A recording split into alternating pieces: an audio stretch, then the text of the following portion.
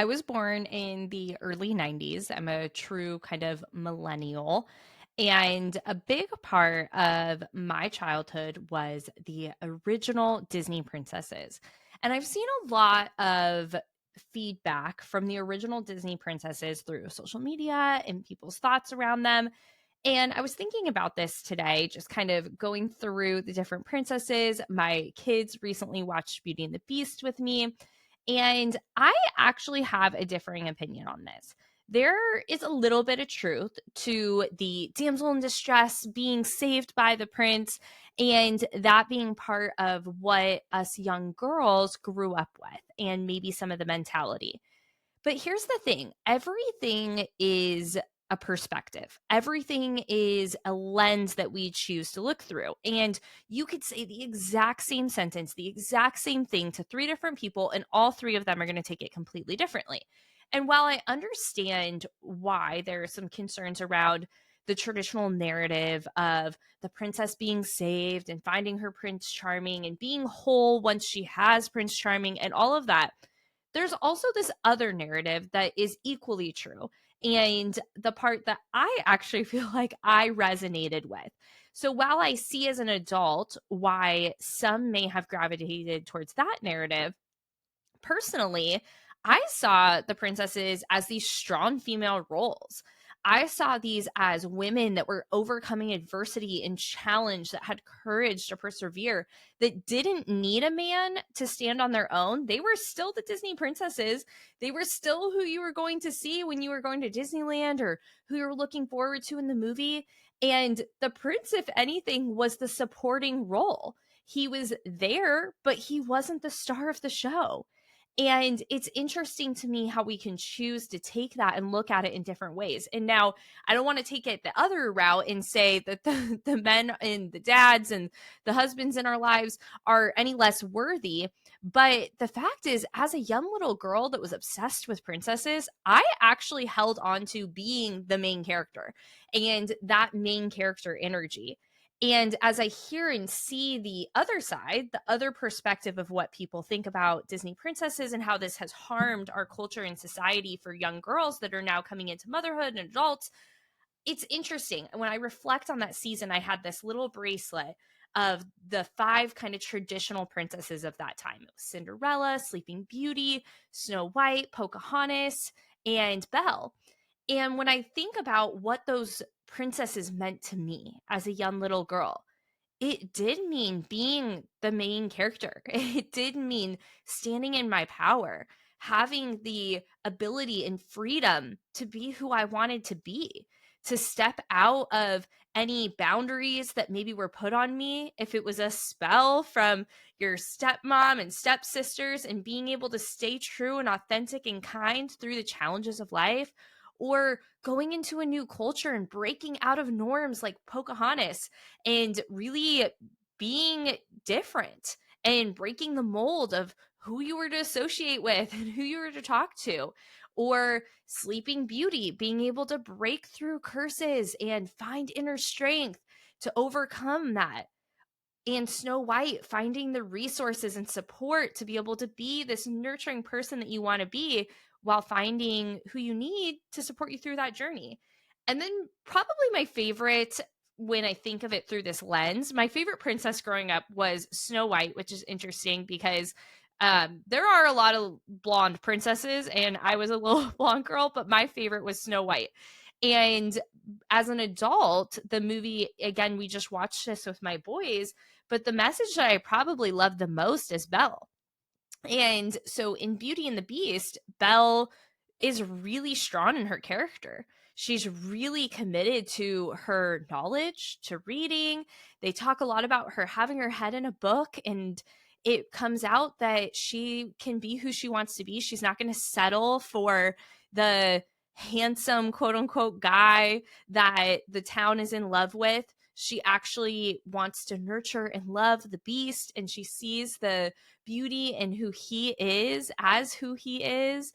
And I think that there are some great messages that actually come from these movies and these shows.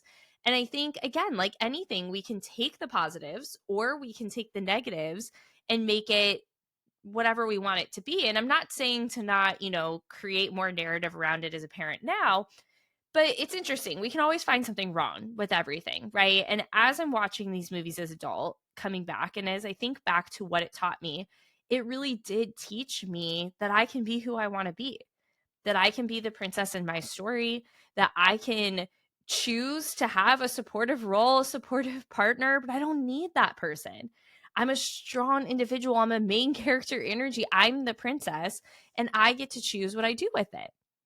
Now, going into teens and young adulthood, there's a couple other movies that stand out for me that continue to build on this message, but also equally received just as much backlash and just as many thoughts around it. And two of which that come to mind are Miss Congeniality and Legally Blonde. Now, Legally Blonde is a movie that I really carried through probably middle school to beginning years of college, of feeling that I could overcome any titles that were put on me, any thoughts that people had about me, and really step into whatever my goals were, whatever I wanted to create. And I saw this reel the other day that used the audio, that the person was like, "You got into Harvard?" And she was like, "What? Like it's hard?" If you've seen Legally Blonde, you may remember that line. And I think that there is so much power into some of these messages to say, like, we get to choose what's hard. We get to choose our hard. We get to define our story. We get to define our journey. And there are definitely going to be people that beat us up along the way.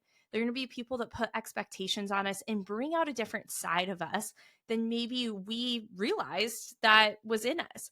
And I love this in both of these movie examples because in Legally Blonde, for example, she's both versions of her. She's equally this ditzy sorority blonde as well as this strong, independent lawyer, and both can coexist. And she can be both versions of herself. She doesn't have to give up part of who she is to become this lawyer. She can just add that to her identity, add it to who she is. Same with Miss Congeniality. She's this strong, uh, you know, undercover agent. She has this really masculine personality, and then she gets thrown into this Miss Congeniality contest where she gets to find a different version of herself. She's dressed up, she's in makeup, she's doing these routines, and she gets to realize that she can be both. That she can be this really tough, strong, independent woman with a little bit of a fun and a soft side while she plays this role as well.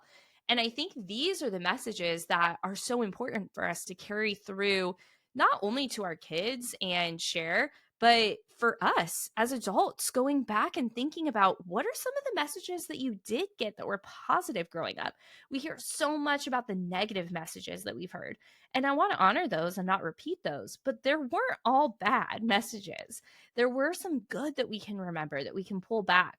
And when it comes to main character energy of Disney princesses, overcoming the odds, being whoever you want to be and standing in your beauty and your power, to moving into Legally Blonde and Miss Congeniality and allowing yourself to be multifaceted in both, I love looking back on this and thinking, yeah, that is the message that I needed as a young teen girl and tween girl, that I can be whoever I want to be. I don't have to choose. I don't have to pick. I get to be my star, my movie character, and I get to try things on for size and redefine who I want to be. So I just want to encourage you today to take some of those messages that are positive from your childhood. And if you can't, for some reason, find those or think of them, or you don't like my examples or my stories, then create new ones today. Look for opportunities in current movies, current shows, out in society where you see women that are showcasing who you want to be, that are showcasing the type of identity that you want to carry for yourself, that you want to take some of those thoughts and characteristics, again, coming back to that main character energy and resilience and overcoming and multifaceted dimensional identities. And how do you pull that into your day to day? So I don't know about you, but I'm going into the rest of my day knowing I can be both. I can be Legally Blonde and the lawyer. I can be Miss Congeniality and I can be the secret agent. I can be Belle. I can go find my Prince Charming the way I want to, and I can have him there the way I want to, but I can stand strong individually as well. I can find the resources just like Snow White did and step into the nurturing side of me while I overcome whatever else it is.